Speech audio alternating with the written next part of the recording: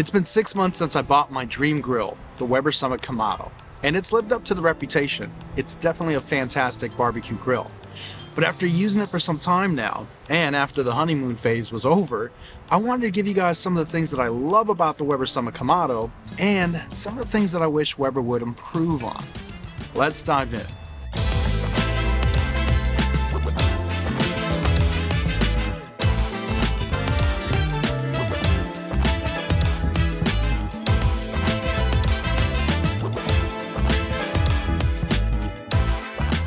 Okay, so I have been doing a lot of videos on the Weber Summit Kamado recently, and to be honest with you guys, I'm just absolutely in love with it, and there's probably going to be more videos to come. Overall, I would rate this grill a 9 out of 10. That's how much I love it. But like I said, there's things that I absolutely love, and we're going to go over those, and some things that I wish Weber would improve on. So let's dive in with the things that I absolutely love. Starting with number 1, it holds temperatures rock solid. Time and time again. Doesn't matter if I am smoking something or just doing casual everyday barbecue, whatever temperature I set it at, whatever temperature I want it at, as long as I have the vents dialed, which doesn't take very long at all. And I want to preference by saying that I owned kettle grills almost my entire life, so I'm very familiar with the vent system, right? The top vent and the bottom vent. This thing holds temperatures like an absolute champ. Rock solid, and that has a lot to do with being dual wall insulated. The next thing that I love about the Weber Summit Kamado, and this is related to heat retention and holding temperatures, but it's also incredibly responsive. One of the most responsive charcoal grills I've ever used. Not only can you set the temperature at exactly what you want it, but you can change the temperatures just like that.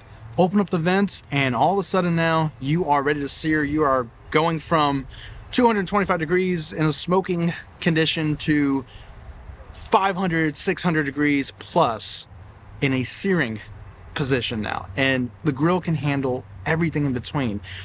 I don't want to say, I've said this before, it's not necessarily as responsive as a gas grill, but sometimes it feels like there's knobs on here. And I'm literally just dialing in the temperature at exactly what I want it to be. One of the most responsive charcoal grills I've ever used, hands down. Likewise, you can change the setup of the grill internally from a smoking or a gentler cook to bringing the grill grates up to a searing position. And I like that feature, but there's a caveat. It's actually going to be one of the cons. We'll talk about it later. Another thing that's a pro and a con, and we'll talk about it in both segments, but I really like this top vent here. I never have to open up the grill. If I want to shoot the temperatures up to a searing setting, I can just make sure to open up the rapid fire lid on top, and it will just rush in air without having to open up the lid. And I kid you not, the temperatures just shoot up really, really quick. And when it's time to sear and I do actually open up the lid and put the steak on there, I have flames shooting out of the charcoal. I mean, that's just beautiful to just keep that energy efficiency the entire time without even having to open up the lid and being able to dial the temperatures up and down with just the vents and nothing else. It's a beautiful thing.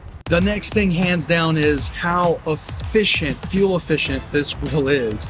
Again, coming from a Weber kettle grill, it's spoiling me. But man, this thing is ridiculously efficient. You will have charcoal in here, lump, briquettes, doesn't matter. And you will finish a cook and there's still plenty of fuel left for a cook the next day or whatever. We did a brisket, literally filled this bad boy up, did a brisket for about 16 hours, 14 hours or so. And I still had plenty of charcoal the next day to grill up some steaks and the next day to grill up some hamburgers. It's incredibly efficient. It has a lot to do with the dual wall insulation. Okay, the next thing for me is definitely this guy here. It's the one-touch cleaning system. Again, I'm very familiar with the one-touch cleaning system. A beautiful design. There's no need to improve on it. It works fantastic. And talking to some of my other Kamado buddies that have other Kamado grills that are ceramic, their biggest gripe is cleaning them and having to use a shop vacuum.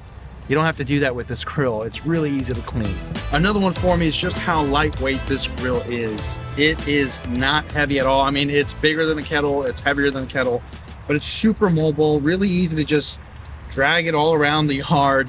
I do wish they would have went with a 4-leg setup, right?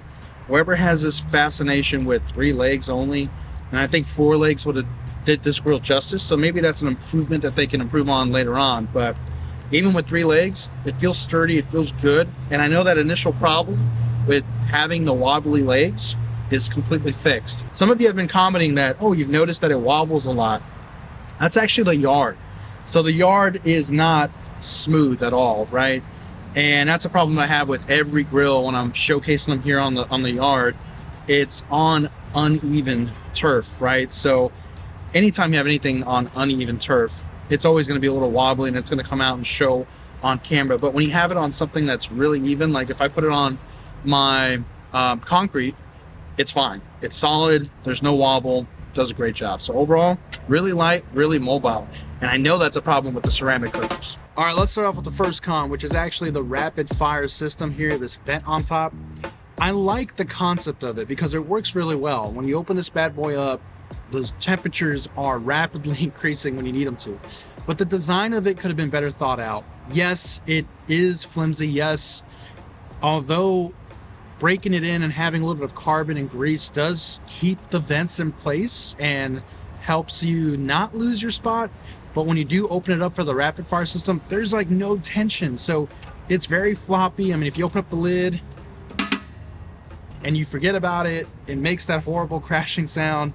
I wish there was a way to secure it if you wanted to, or just add some tension. So the design isn't really, I don't know, not thought out correctly, but the intent of the design works beautifully. Okay, so now let's talk about a big gripe that I have with this grill.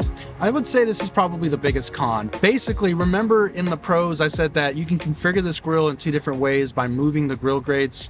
You can put them in the bottom position for smoking and the top position for higher heat searing, you know, so you have a gentle cook and a more intense cook. It's a great system, and I applaud Weber for doing it because it works really, really well. A lot of times when I'm on the lower grate setting, the smoke setting, I'm not even trying to smoke. I'm just trying to cook something up a little bit more gentle. And it works great if you're like just trying to roast a chicken or cook up some chicken or kebabs or whatever, and you don't necessarily need that high heat searing. Then you can just lower the grill grates and it's just this gentle way of cooking and retaining moisture and getting a juicier result, right? And then if you want to go up and sear, you can get really close to the flames and sear beautifully. The problem that I have with it is it's kind of hard to change those settings when you're actually cooking. You can't grab the grill grates with gloves or whatever when you have charcoal that's roaring hot, lit and ready to go. So the only way to do it is to get a grill grate tool. And I'll put a link in the description below, but basically if you have a grill grate tool, it's not that big of a deal. You can just grab the grill grate and then lift it up. But also lifting it up and getting it over that top, you know, setting or the grill grate base or whatever it's called to rest the grill grates on at the top setting is kind of like weird. You got to tilt it, right? And also lowering it's kind of weird. So all the charcoal can slide off theoretically.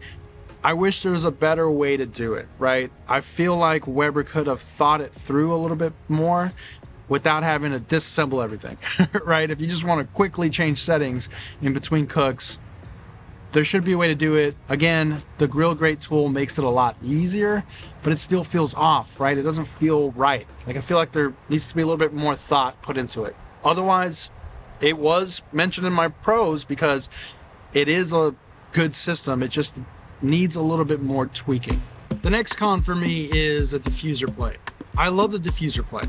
I've used the diffuser plate before with the Weber Master Touch Premium. I've done a video comparing the two. Fantastic. However, this diffuser plate, which is supposed to be the new version compared to the original release, is not anywhere near as good as the original diffuser plate that came with this grill. They removed the hinge mechanism so you can easily check your fuel or add fuel. It's no longer dual wall insulated. It's just a cheaper design. And I think I would prefer the older diffuser plate.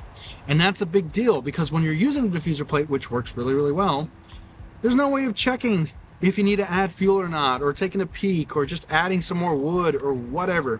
Again, you have to completely disassemble everything, remove the grill grates, remove the diffuser plate, and so forth. And the previous design was just so much better. Weber claimed it was to cut cost, although they raised the price back up on these grills to basically where they were. And I find that really odd. I mean, if you're gonna cut cost, fine, ship it out with this cheaper diffuser plate, but at least have the options to order the the previous diffuser plate if you want to upgrade on your website. They just completely got rid of the old diffuser plate, and that's a shame.